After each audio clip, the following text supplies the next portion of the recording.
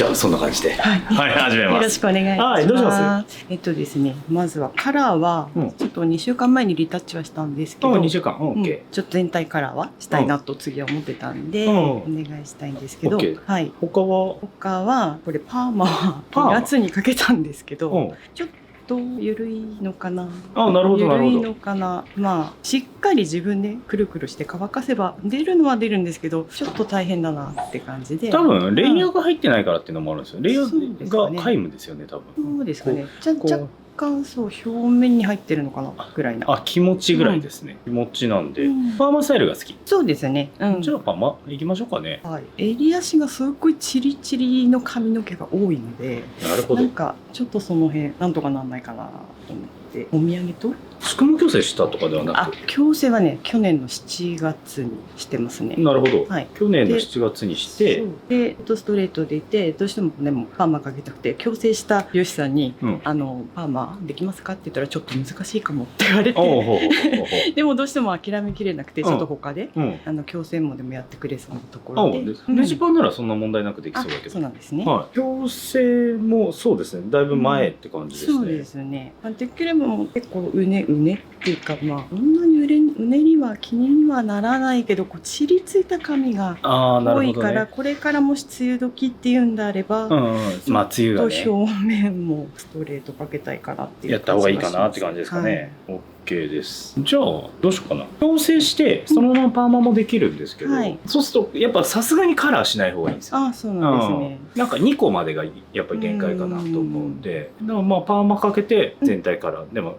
パーマとカラーあんまり相性良くないかもしれない。そうなんですね。同時じゃない方がいいかな。宿毛矯正の方がまだパーマってやっぱカールなんで、曲げる力って結構天才で、ストレートの方がむしろ結構スムーズにいくんですよ。結構ダメージもでもアットストレートになったりするんだけど、カールはねやっぱ綺麗にこう重なってきてほしいから、僕よくやるのは根元リタッチ、毛先デジタルパーマはよくやります。そうなんですね。ただまあ根元もぶっちゃけ2週間ですもんね。そうなんですよね。ただまあ色抜けというか結構白髪が結構抜けてるところが多いので、まあただ白髪染めっていうのはしたくはなくて、いわゆるなんだろう、白髪染めなしでカラーを行きたいかなって感じ。行きたかったんですけど、難しそうですかね。全体からはそう、パーマが一番メインですよね、今日は多分。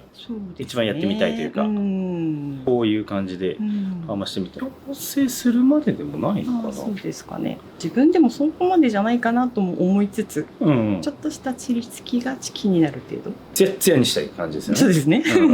できればツヤツヤにしたい感じ。ツヤツヤにしたくて、ちょっと引っかかる。どうしようかな。いやでもぶっちゃけ時間と回数があれば何でもできるんだけど、今日一発で何かをするってなった時に一番優先順位は何でしょうかね。まあ矯正してパーマじゃないですか。ここら辺のチリつきっていうことですよね。そうですね。どうしようかな。長さはそうですね、縛れるぐらいこの長さでいいと思います。ただここら辺のレイヤーとかはしっかり入れていきたいかなと思うんで、悩ましいですね。そうですね。ちょうどカラーをやりたかった時期と。そう大体2週間に1回ぐらいやるんですか？いやそんなにまばらなんですけど、どこは6週間に1回を2回やってて、で全体からしたのは12月かな。なるほど。そっか。まあちょっと優先順位的にはパーマはしたいな。バットとパーマとこのもみあげと襟足に関してはあれなんですけど、全体的にやっぱボリューミーにいくんだったら、表面のストレートだけでこっちパーマの方がいい感じになるんです。だからもみあげと襟足のチリつきっていうのは後日というかそんなに急ぎじゃないと思うんでやってってでいこうかなと思います。なんかインナーカラーとかがインナーカラー、そうですね、ちょうど去年の今ぐらいですかね、名残がいるかな。でいて、ちょっとなんかチリチリってしてるかな。この辺ですかね。もみあげあたりもやってる。そうですね。イヤリングから要はガーンとインナーカラーってことですよね。それが怖い。どうなってるんだ実際。そうですね。ちょっとこの時は結構ビビりもになっちゃった部分がですよね。残ってるんで。ブリーチとデジパーの相性もそこまで良くないですよね。どこまで残ってるかですよね。どこまで残ってるかな。残ってそうな気もしない。ちょっと一瞬濡らします。よいしょ。ちょっとイオンローションでいきます。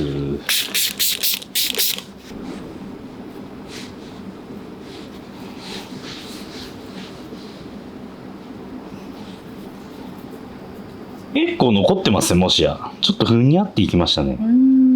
表面はブリーチしてないですもんね。してないですね。うん、弾力がありますね。ないですね。パーマ厳しいかも。あ、そうなんですね。パーマボツ。パーマボツかも。いや、弾力がない状態でかけても、弾力のないパーマにしかならないんですよね。そうなんですね。結構がっつりブリーチしました。がっつりされちゃったんですよね。初めてというか、1回だけなんですよ。で、リタッチだと思うんですね、この辺は。リタッチ？一旦イヤリングだけをやって、その後何ヶ月か伸びて、リタッチをやってもらった時がものすごい傷んじゃって。毛先も塗ってないんですかね。どうなんだろう。まあ結構ひどかったんですけど。結構ひどかった。はい。もみあげから襟足から全部なんか鳥の巣のように夏場汗かくともうくしゃくしゃくしゃって絡まっちゃう感じになっちゃったんで、マジか。どうしたものかと思ってやっとここまで伸びてきた感じなんですけど。ちょっとこの柔らかさは怖いですね。いやパーマかかってもダラーンっていうパーマになるかも。弾力がない。上はめっちゃかかります、長期に。いや逆がいいんですよ。この下がグリーンってかかって上がダラーンだと別にかっこよくなるんですけど、逆だとここら辺にダラーンとした髪が残っちゃうんで、ちょっと今のこの状態だと少し柔らかすぎてちょっと難しいかな。そうなんですね。1年前ブリーチが最後にしたのが4月ちょうど1年。ちょうど今ぐらい。1年。よく使う1年で伸びるコームいますね。ここか。ちょこっと。そこ切りますか？結構短くなる。結構。そうなんですね。確かにここら辺は弾力あって、ここか。ここね。なるほど。難しそうですね、じゃあ。切ってどうにか。もう履歴が分かんない以上、完全に成功するっていう確証がないんですよね。ダランとしちゃう可能性、ベビーボンにはもちろんしないんですけど、ダランってしちゃう可能性がちょっとあるんで、どうしましょうか。どうしましょう。一番安全な施術はカラーと宿毛矯正。パーマに関してはちょっと今リスクがあるかなっていう感じなんですけど、リスクを取って結構頑張ってみるか。もちろん成功確率はね普通よりは高いとは思うんですけど、若干不安要素現るっていう感じなんで。どうしよう。なんかでもやりたいのはパーマなんですよ。そうですね。矯正は別にしなくてもいいからね。別にしなくても本当は去年矯正かけたのもなんだろう、そのくしゃくしゃが直したくて。なるほど。そうパーマが本当は欲しい。そうなんですね。チャレンジしてみますか。大丈夫ですか？大丈夫とは言い切れないけどチャレンジすることは大事だと思います。だってやりたいですもんね。そうですね。せっかくなら。OK です。ちょっと一回シャンプーしてでちょっと薬剤つけて様子見ますね。で持ってカットしてみましょう。OK です。じゃあ今日はよろしくお願いします。よろしくお願いします。ということでインナーカラーの履歴があって、でも今もうカラーが一色になってるからちょっとわからない。よく美容師さん的に気づけない場合があるんですけど、今みたいにイオンローションつけて若干アルカリン振ってあげるとかなり弱ってるんですね、毛先。まだ弾力はある方ではあるんだけど、ちょっと触るとくにゃってなってて、この表面の方に関してはかなり弾力があるんで、こっちはもう確実にいけると思うんですけど、矯正してたとしてもちょっとここに関してかなり怖いなっていうか、多分ここはある程度カットしてどこまでいくか。1年間伸びたとしてここなんで、おそらくですけどもうちょいここまでのブリーチがこう押した時にこうして押した時に指の形が残るっていうのは相当な浸水毛になってるんで、ちょっとここは怖いけど、前上がりに切ってどこまでいけるかっていうのをちょっと試してご希望のねパーマスタイルっていうのに近づければいいかなと思うんで、まずプレシャンしてネオメテオの 10.5 でアルカリに寄せます。プレボージョンさせてチェンジリンス 10.5 チェンジリンスしてそのまま上げてきてもらいます。お願いします。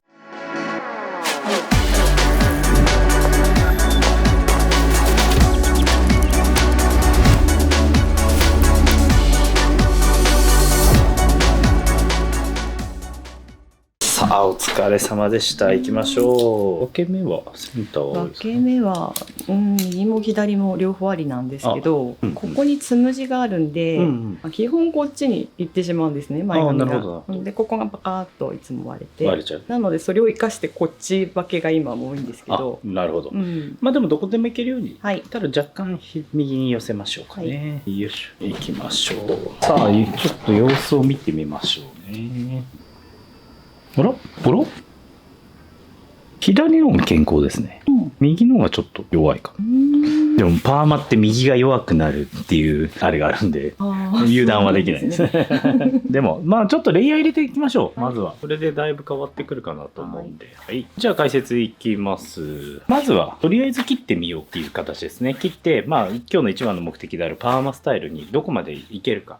カットしてる途中でちょっと厳しいなって思ったらまた別のご提案をするんですけど、今んとこ大丈夫そうかなと思うんで、はい、レイヤースタイルいきます。この一番頭の出っ張ってるところでブロッキングして、で今日は、アウトラインは結べる長さってことなんでほとんど切らずに、後ろはほとんど切らないけど前に行くに従って前上がりにしたいんでサイドを切る。一石二鳥ではありますよね。インナーの一番傷んでるところっていうのを少し切ることができる。ちょっと行ってみましょう。じゃあちょっと下見てください。はい、まずは前上がりに切っていきましょう。まず後ろはもう1センチにも満たないぐらいでちょっと毛先整えていきます。で、下向いてもらって、ここの三つ襟っていうのをちゃんと押し込んで、はい、こうです。押し込んで、で、前上がりにしていく。だから、だんだん切る量が増えてきます。こう、前に上がっていくようなスタイルですね。はい、すいません。行きましょう。はい、前上がりにしていく。よし。OK。はい。じゃあこんな感じで前上がりになりました。っていうことで、サイドまで一回このまま切り進めちゃいましょう。真正面向いてください。はい。サイドを切るときは下向いてもらわずに真正面向いてもらって、その落ちる位置を確認。だって前上がりになってるんで、こんな感じで切り進めてますね。後ろがほんのちょっとしか切ってないのに、こんぐらい差が出てくるんで、このまま前上がりで切ります。さあ、切る。前上がりで切る。こうすると後ろの長さほぼ変わらずに、ここ、前で全て揃うようになってきます。今までは前に下がってたっていう状態ですね。はい、失礼します。こうして、上げていきましょう。前に上げる。いけるか楽しみです。私も楽しみです。ちょっとヒヤヒヤし。絶対この動画をお蔵入りにはしない。はい、そのつもりで私も来てるんで。こうして襟足を押し込む。こうして押し込んで、はい、前上がり切ったらこう襟足を押し込んで、ここですね、この三つ襟のところをちゃんと皮膚に沿うようにフォーミングしてあげて、出てきたのを切る。そうすると勝手にイングラが入ります。逆は指入れることが難しいんで、右利きの人はこう三つ襟を押し込んだら、このままこうクロスの上で切る。クロス切らないように気をつけてください。こうして押し込んだら出てきた、これですね。これが三つ襟のところなんで、フリーハンドで切っちゃいます。そうすると全てイングラが入って内向きに入ります。そしたら下からレイヤー入れましょう。センター、モヒカンガイドのセンターを取って、で、このレングスでいきなり下からスクエアのレイヤー入れちゃうとめっちゃ短くなるんで、まずはある程度のところを目指して中段切ります。中段、ここら辺ですね。中段を切ってレイヤーの位置を確認。いいなと思ったら中段切ったんで下段の角を取る。要は中段からレイヤー入れることによってちょっとまろやかなレイヤーができます。なんで一番最初どこまでレイヤー入れようかなって悩んでる時とかはこういう手法がいいです。いきなり下から入れる場合はがっつりレイヤー入れるパターン。今日はロフトにレイヤー入れたいんで中段をまず決めちゃいます。ガイドを見つけたらこうして、でここの角を取る。そうするとこうレイヤーが入ってきますね。はい、こうしてしっかりと中段入れて、アウトライン切らないように。はい、左右対称ですね。まず中段を見極める。もうこっち側はガイドがあるんで、こうですね。ガイド通りに切ったら、次、下段を角取る。やってることはもう下から入れるレイヤーと変わらないっちゃ変わらないんだけど、やっぱり最初に中段を切ることによって、アウトラインの重さは残りやすくなります。こうして、中段を切ったら、このアウトライン、穴開けないように角を取る。そうすることによってレイヤースタイルっていうのがどんどんできてきます。前回パーマかけたのいつっておっしゃってましたっけ？2月です。2月、2ヶ月全然かかっ逆に怖いんですよ。と思って。なんでだろう。でもゆうさんは自信満々だった。自信満々だった。かかった時はまあそれなりに。それなりだった。はい、取れちゃったって感じかな。取れちゃったんですね、だんだん。なるほどなるほど。おお、ちょっと怖くなってきましたね。頑張ります。はい、行きます。結構何回かけても、いつもやり直しって感じで。ちょっと待った。ちゃんとかかったことないです。マジで。怖い。ちょっとこれで頑張りますね。はい。ね、難しいですよね。ほんとかからない人っているから。じゃあそっちの部類なんですかね。いや、僕も何人かいます。ほんとかかり弱いなっていう。いやでもそう言ってじゃあロット細くしてかけるパターンもあるんですけど、それは嫌です。そうなんですよ。それ嫌なんですよ皆さん。ふんわりしたいだけだから。そうですねそうでも宿毛矯正がこんだけかかってればいける気がするんだけどな。はいじゃあはい中段切り終わったんで、上はセイムレイヤーですね。セイムレイヤー、はい、こうやってこのコーム引き出す位置をこんぐらい今で 5箇所で引き出してます。この小さいセクションでそれぐらい頭の丸さが一番出てくるところなんで、それを A に出すためには細かく引き出す角度を変えてあげる。それが一番です。こうしてあげる。こうしてで引き出す角度を毎回ちょっとずつ変えて、すごいちょっとずつ出てくるのを切っていく。それが一番レイヤーをきれいに見せるコツですね。よいしょ、こんな感じ。はい、そしたらサイド行きましょう。サイドは上下段の2段で分けていただいて、こうです。まずサイドは下から行っちゃっていいです。結構下に厚みあるんで下から行って、もうあとは後ろのガイドに合わせてホームベースで切っていくのが一番ですね。こうしてコーミングしたら下からで、サイドは切るとこ結構多いと思います。アウトライン切ってるんでね。で、こうですね。で、前、フェイスラインは0度。0度で、こうです。はい。レイヤーが入ります。こうして、上げる。オンベースで、頭の丸さに合わせて引き出す角度を変えて、このまま上に持ち上げて、最後一番、上に持ち上げる。この角取りすごい大事ですね。はい、0度でフェイスライン。で、フェイスラインのレイヤーを決め切ります。こうです。で、最後逆まで持っていく。そうするとかなり出てくるんで、そうすると顔周りにこういったレイヤー、綺麗なレイヤーっていうのは、こういうレイヤーが入ります。こうすることによってね、伸びてもすごいかっこいいし、さらにどんなスタイリングしても意外にうまくいきますよっていう感じになるんで、そこはレイヤーのいいところですね。そしたら、同じく左右対称でいきましょう。こうして、はい、切ります。フェイスライン0度。で、持って、上段も一緒です。角度をしっかりと、サイドでも3段には欲しいですね。こうして、まず下段に合わせたレイヤーの角度。で、頭の丸みに合わせて45度上に。で、最後90度上に。この細かい作業っていうのがすごいかっこいいレイヤーを作る、肝になってきますね。はい、こうして。引き出す角度を本当に大事にしてください。はい、出来上がりました。そしたら今、ここに0度でやってるんで、0度でやってて、ここですね、ここ頭の角度めっちゃ丸さがきつくなるんで、絶対下にワンレングスが残ってるはずなんで、ここを縦に引き出して、ここですね。出てきた角を取ります。取りすぎないように。ここ取りすぎると変なレイヤーになるんで、そこ一番注意してください。よし、こうしてあげる。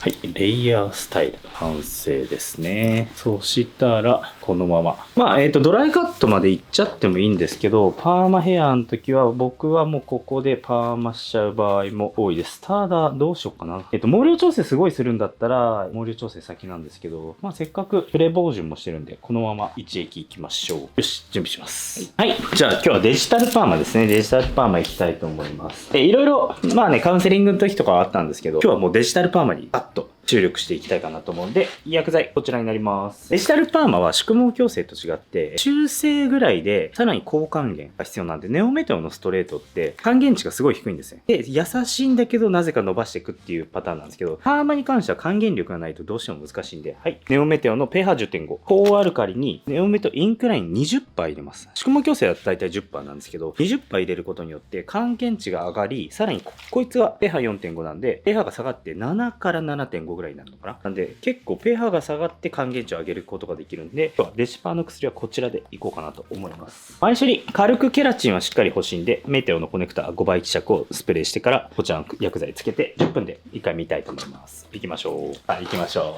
う。じゃあまず前処理して、どうしたの？ピッて聞こえなかったから。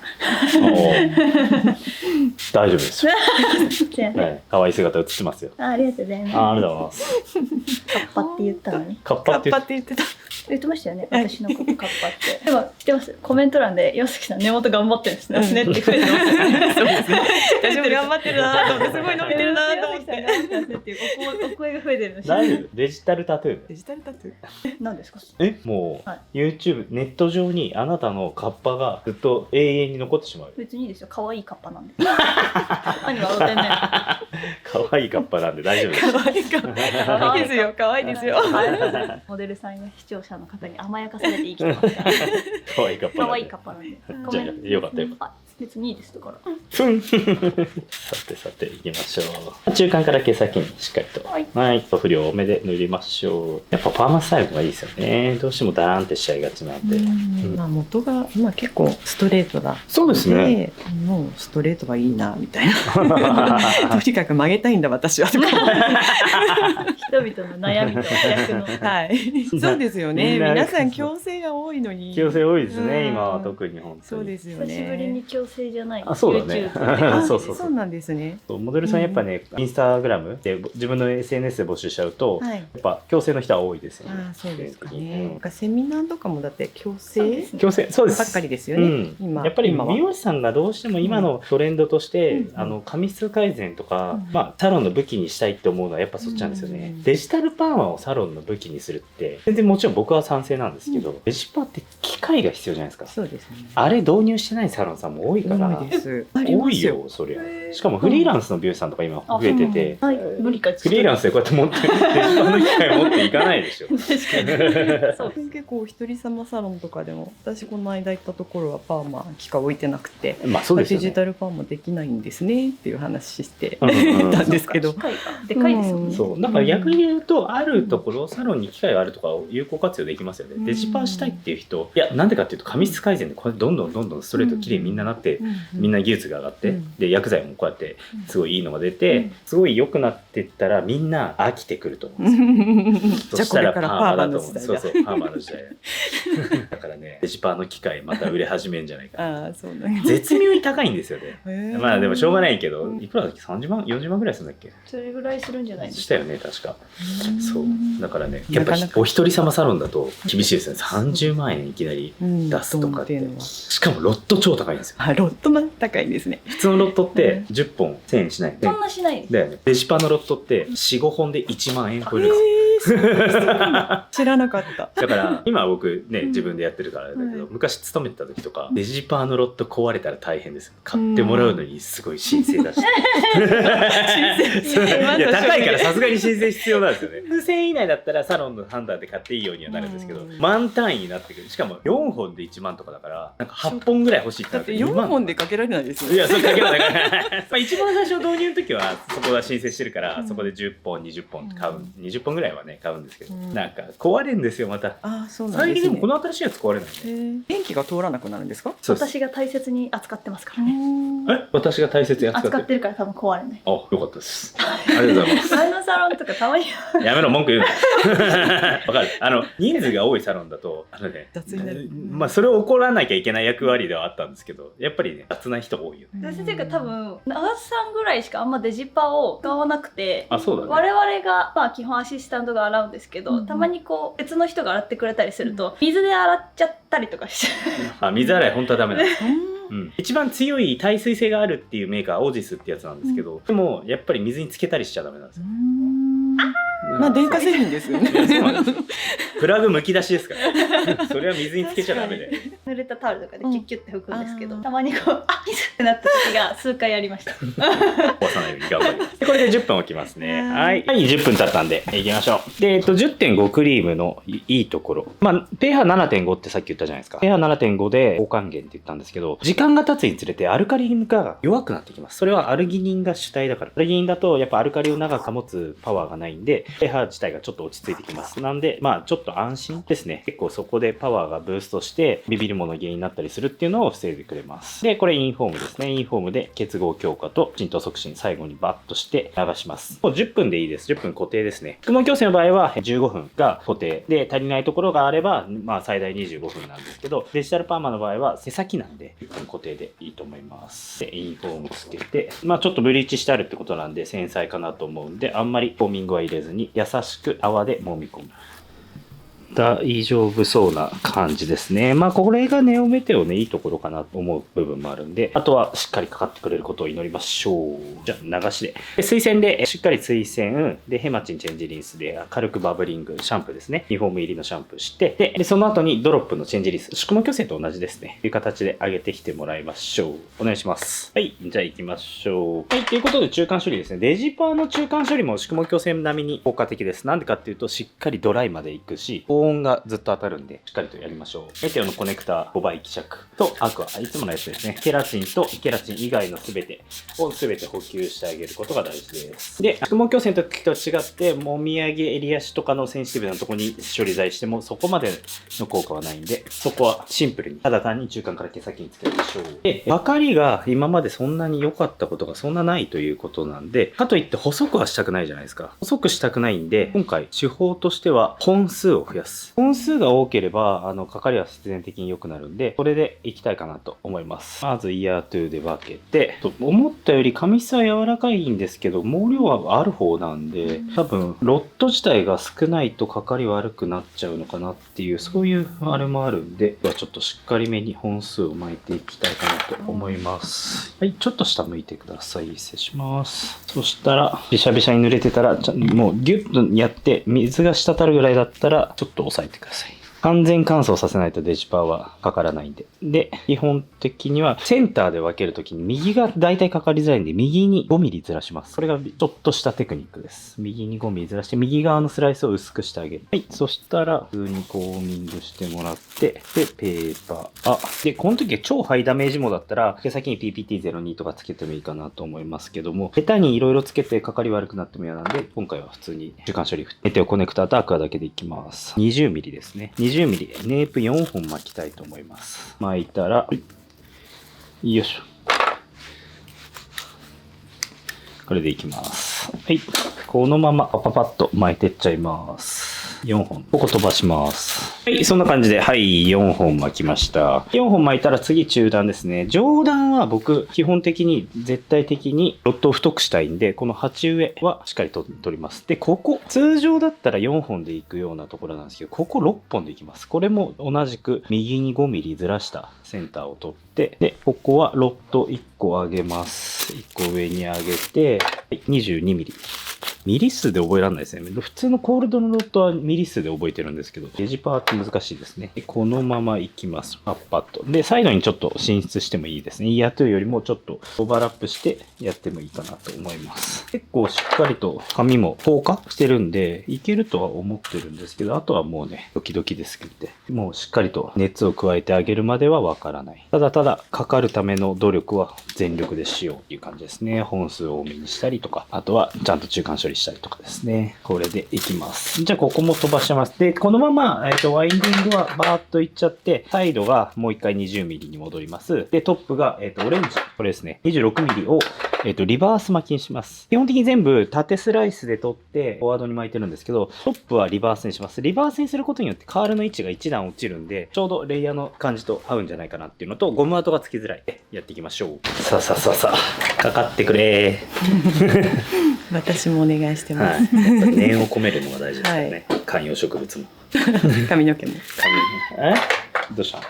なんか飛んだ？はい。全力で。大丈夫な、処理剤だから。センシティブなんで。やめてもらっていいですか？中間処理剤は大丈夫でしょ？さすがに手荒れしないでしょ？するの？もう何に反応してるか今わかんないんで。確かに。まあしっかりとケアしてください。よし。このまま巻き進めましょう。下だけでもいい感じのパーマになりますかね。しましょう。はい。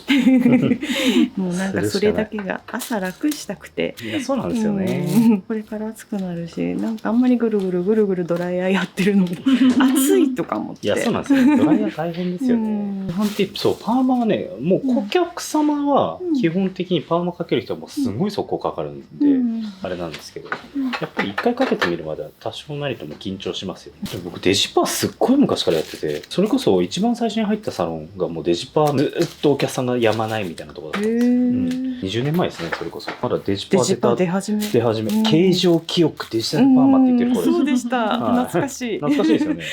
形状記憶ってなんじゃいっていう。なんかこれは私のためにある言葉だと思ったんですけど、その時は。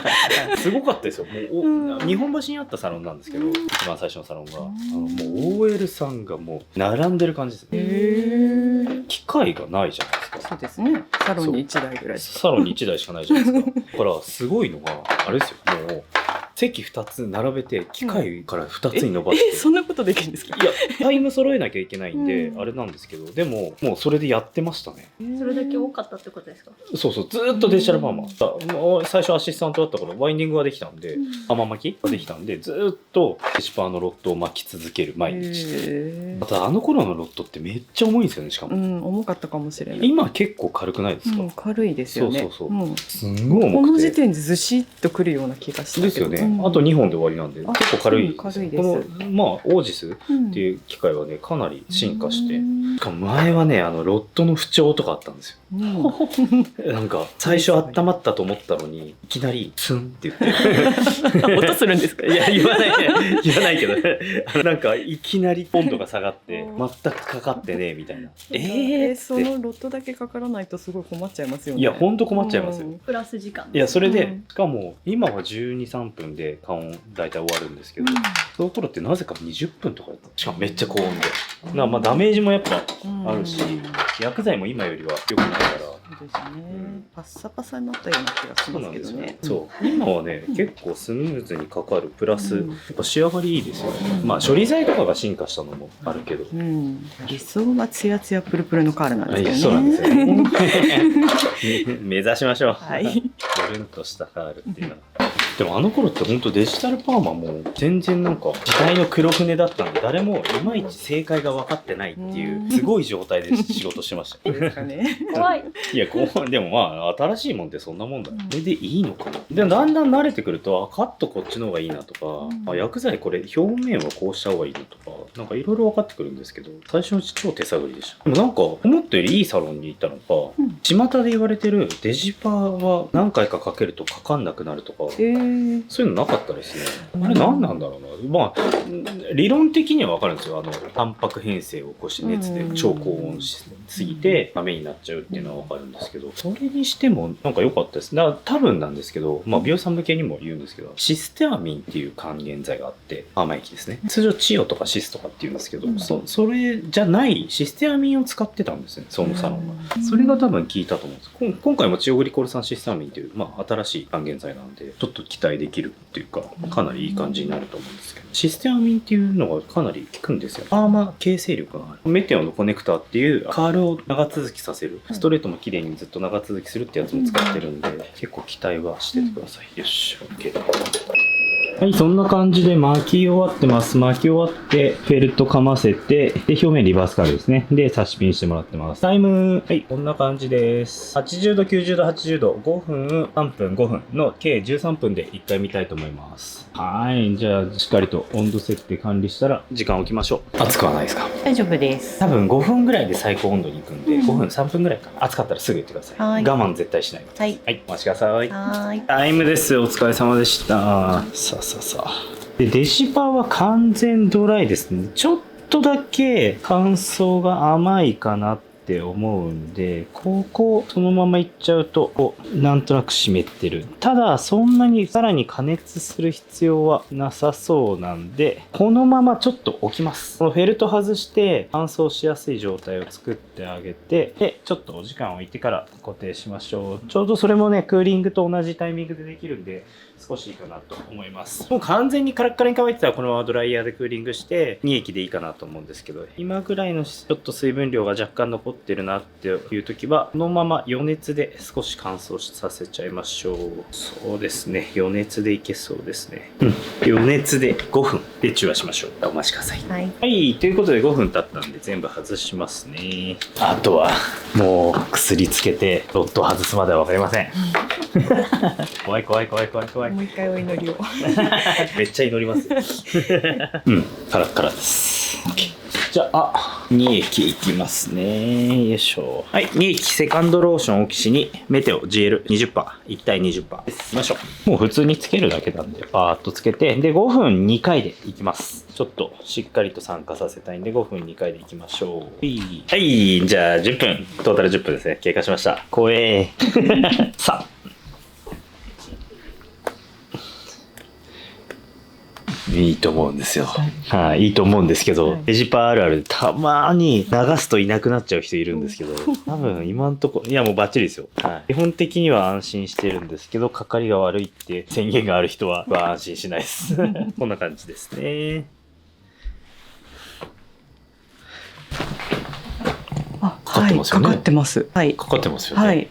はい。今見せられてもってやつなんですけど。いやでも濡れてる状態でも違いますよね。いやこれ流すとなんかいなくなっちゃう人たまにいるんですよね。まあでも分かるんですよ。結局は髪の結合はもう足りてない状態、もしくはもうタンパク塩性で全てが固まっちゃってる人、アイロンしまくってる人が意外にかかりづらい場合が結構多いですよね。よし、OK。あんま映さないでよ、こう。よし。最後ちょっとグッと握ってあげて、最後の酸化を追い込みます。まあ、ロッドついた状態だとね、どうしても握ったりはできないんで、ギュッとテンションをかけて、ギュッと握り込んであげるのが大事ですね。ギュッと。よし。で、指通しても、いい感じなんですけどね。はい。あとは髪の溝を知ります。じゃあよろしくお願いします。それに流して、メテオついてる軽く泡立てですね。まあその前にヘマチンして、軽く泡立てして、メテオのコネクタ原液塗布して、そのまま流さずにコアミ行きましょう。1コアミサクッとでいいです。あんまりやりすぎない。塗布量少なめで大丈夫です。よし。いいよ。あとは岩崎次第。あれそっちに振りますか。責任転嫁。お願いします。頼む。おーしゃー。来ましたね。これぐらいかかってれば大丈夫かなと思います。そうですね。多分前回かけた時もここの時点でダランじゃなかったですか。でしたかね。で一番不安だったこのブリーチ部分もしっかりパール感は出てるんで、大丈夫ですか？すいません。はい、でつけて乾かしましょう。ねじって乾かせばクリーンってなるよね。よいしょ。とりあえずは良かったです。はい、ありがとうございます。はい。でも、ロッド径にしてはちょっと緩い。あ、そうなんですね。こんぐらいで全然いいんですけど、良かったです。逆に本数増やして。で、次回やるときはロッド径1個下げた方がいいです。多分紙質なんで、そしたら完璧だと。本数一緒で、ロッドの径、今一番下20ミリなんですけど、18ミリにするともう完璧だと思います。それからロングになったら同じロッド径でいいんですけど。じゃあ乾かします。ノットのミストとオイルがついてます。レイヤーが入ったの分かります？はい。で、下が、今まだブラシも何も通してない状態で、乾かしただけで、ここまで。で、ちょっとブローしないとやっぱり表面は綺麗にならないんで、ブローするんですけど、このアーマーの感じ、プリントかかってる。ね。よかった乾かしこうなんですけど、一番特筆して感じいただきたいのは、もう、ネオメテオの手触り。多分、1回ずつ。全然何もブラシも入れてない状態で。プルンとしてますね。弾力もすごいし、プルンとしてる。そう。はい。これが今までのデジタルパーマと薬剤が違うところですね。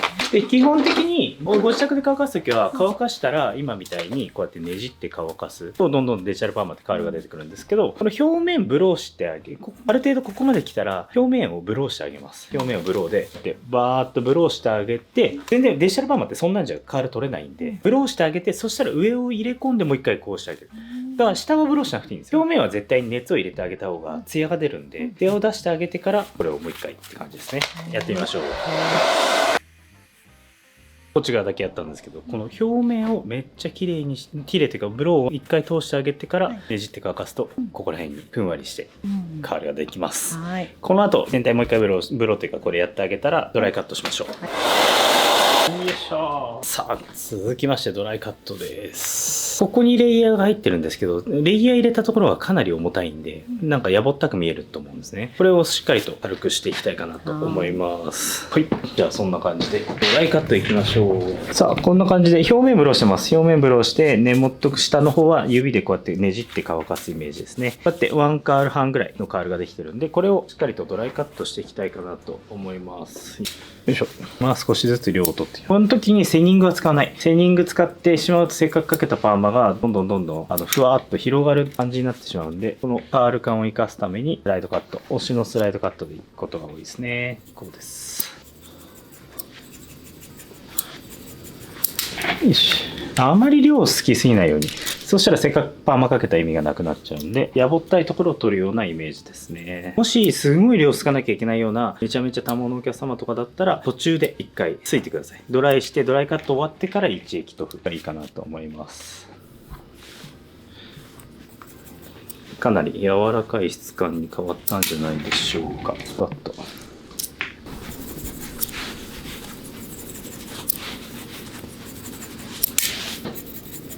で横に関しては今日は前上がりに切り直してるんで結構重たく見えてると思うんで、ここら辺も少し量を取っていくといいですね、アウトラインから。で顔を回りにくいに従って重さを取ってあげるとより洗練されたレイヤー感になってきます。これはね、パーマかけないと直毛だとどうしてもね、スタイリングしづらいレイヤースタイルになると思うんで、こういうふわっとした感じ。全然違くないですか？そう、左右で。そうですね。そう。これがふわっとなってると、ふわっとしてきます。よし。よし。よし。ふんわり感もありつつ、パーマの良さも。前髪はどうします？前髪は少し切っていただいて、ちょっと長いですよね。はい、目と眉の間ぐらい。目と眉の間、OK です。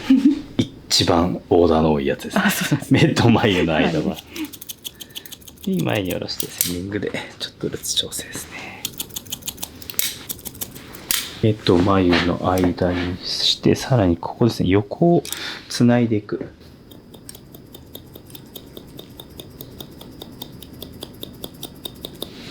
そうすると顔が小さく見える効果があります。で、真ん中もう一回チェック。ちなみにちょい長いですよね、これ。そうですね、もうちょっと。そうただ家帰って洗うと顔上がるっていう美容院あるあるあるんで、程よくいきましょう。はい。これでいきましょうか。はい。はい、ちょっとここら辺顔周りがまだ少し重たいんで、ここだけ前髪に触れてくるところだけ逆方向に指で引っ張って、こう分厚いですね。これが重いと顔がどうしても大きく見えてしまう原因になるんで、こうですね。少しここだけ軽くしてあげると一気にクオリティが上がると思います。ここです。この前髪の脇のところの重いところを軽くセーニングで取ってあげる。そうすると一気に華やかになってきます。で、ボリューム感も出つつ。ちょっと一回毛飛ばします。さあ。宿毛矯正と違って、この手触りの良さ感が多分カメラ越しは絶対通じないんですよ。そうです。そうなんですよね。パーマかけたとは思えないこの手触りなんだけどな。わかんないでしょ。まあね、アイロンの熱が変わったわけじゃないんで、ちょっと一回これクロス取りますね。この後仕上げはします。はい。カラーはこの後どのぐらい時間ければできますか？カラーは、根元のカラーだったら48時間。全体だったら2週間。2週間。いいかなと思います。わかりました。なんかリタッチでどんどんつなげていくのがいいのか、全体カラーもう一回した方がいいのか、ちょっと。今月やるんだったらリタッチでいいと思いますよ、パーマが。はい。という感じで、レイヤーが入ったんで、ここにひし形ができて見えてるかな。はい。パーマ、下は全然指で乾かしただけで、今まだオイルも何もついてないんで、どうしてもあれですけど、もっとオイルとかつけて、つるんとさしてください。で、これが乾かして、表面ブローした感じ。ここのボリューム感、ひし形ができて、ここら辺の毛先が動くっていうのがかなり大事かなと思います。さらに巻きましょう、今日は。はい。なんでかっていうと、パーマかけると巻きやすくなるんですよ。巻きやすくなる上に、一応今日メテオのトリートメントが入ってるんで、熱が加わるとちょっとだけ手触りの向上になるんで、ちょっと巻きます。はい。ちょっと巻く前スプレーささっとつけてあげて、せっかくなんでレイヤー入っていい動き出てると思うんで、ミックス巻きに挑戦します。ミックス巻き。フォワードカール、リバースカールが交互に来ることによって、いろんな動きを生んでくれるんで、ちょっとやってみましょうね。はい。で、顔周りは全部縦に4分割してください。片サイドを。左4分割、右4分割して、こうして縦に入れて、後ろに巻く。リバースカールですね。で、パーマかかってるんで、こうやって勝手にコテに巻きついてくれます。なんで、こうして、次はフォワードカール。交互に行く感じですね。ミックスと言いながら大体交互なんで、規則性あった方が毎日やりやすいんで、後ろ、前、で、次が後ろ、で、最後前。で、こうすることによって、もう本当にパーマの流れでいっちゃっていいです。そう。はい、最後がフォワードカール。はい、逆サイド同様です。よし。こうして、はい、フォワード。なんかすごい簡単な巻き方で慣れればすごい簡単だと思うんで、この巻き方で覚えておいてもらうとすごい華やかになります。なんでかっていうとリバースカールとフォワードカールが交互に来ることによってカール同士がぶつかってくれるんですね。ぶつかることによって華やかなボリューム感出ます。こうします。はい、全体巻き終わりました。そしたらトップ全部リバースでいいです。ここを持ってリバースカール、トップは2個でいいです。だから簡単ですね。リバースカールして、この顔周り、ここに角が出ると思うんですけど、この角の1本だけ取って、ここフォワードカールでやってあげると、よりひし形がガクッと、ひし形が強調されて、その上のリバースカールもいい感じになるんで、で後頭部のところもリバースカール。これがね、パーマかかってると相当巻きやすい。持続しますよ。そうなんですよ。通常のストレートの状態だと固定しても全然お昼にはなくなってるとかよくあるんで、それがなくなるんで結構いいかなと思います。はい、そしたら絵紙を軽くカール。はい。です。さあ仕上げアロディアのレンスオイル。持ってます。持ってます。ありがとうございます。ありがとうございます。僕売ってない。これ。うちのオンラインショップ。オンラインショップで買わせていただいてます。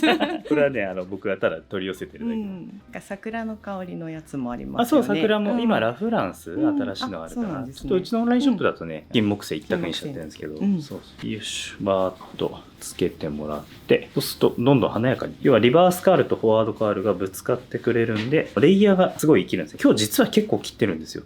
レイヤースタイルを切るためにほとんどレイヤーが入ってない状態からのスタートだったんで、こんぐらいボリュームが出ます。ちなみに今ぶっちゃけ巻きすぎてます。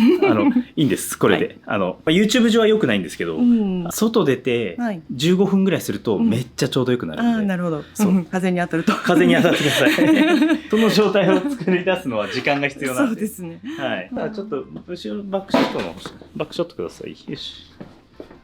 こんな感じですね。少しレイヤーが入ることによってトップにこうグッと動きが出るのと、下の方はもうミックスカールによっていろんな動き、こうして、こう動いた時とかにカール感が出てより華やかになるんじゃないかなと思います。はい。お疲れ様でした。ありがとうございました。よかった。よかった。しかもチリチリなんなかったです。ちなみに一番怖かったのがここですよね。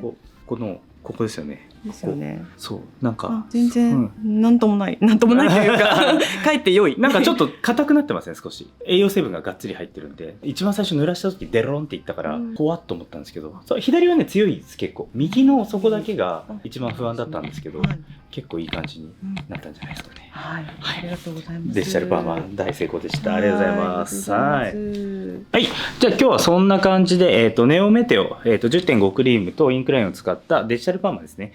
低 pH の高還元でしっかりとかけていきましたっていうのと、あとはレイヤースタイルですね。もう本当にレイヤーっていうのは一番パーマをするにはレイヤーです。パーマとカットは連動してるんで、そこをしっかりとね理解した上でパーマっていうのをやってください。今日ねいらっしゃった状態のワンレングスのワンに近い状態、表面だけレイヤー入った状態でパーマかけてもどうしてもだれるんで、パーマがいくらうまくかかってもカールの表現力っていうのは全然なくなっちゃうと思うんで、そこら辺はレイヤーの良さっていうのを生かしたんじゃないでしょうか。はい、そんな感じで終わります。ありがとうございました。ありがとうございました。はい。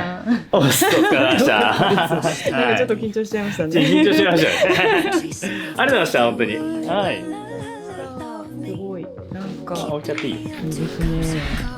プルンとしてます。プルンとしてます。はい。プルンとさせました。プルンとしてます。こんな風にかかったことはないかも。はい、ありがとうございました。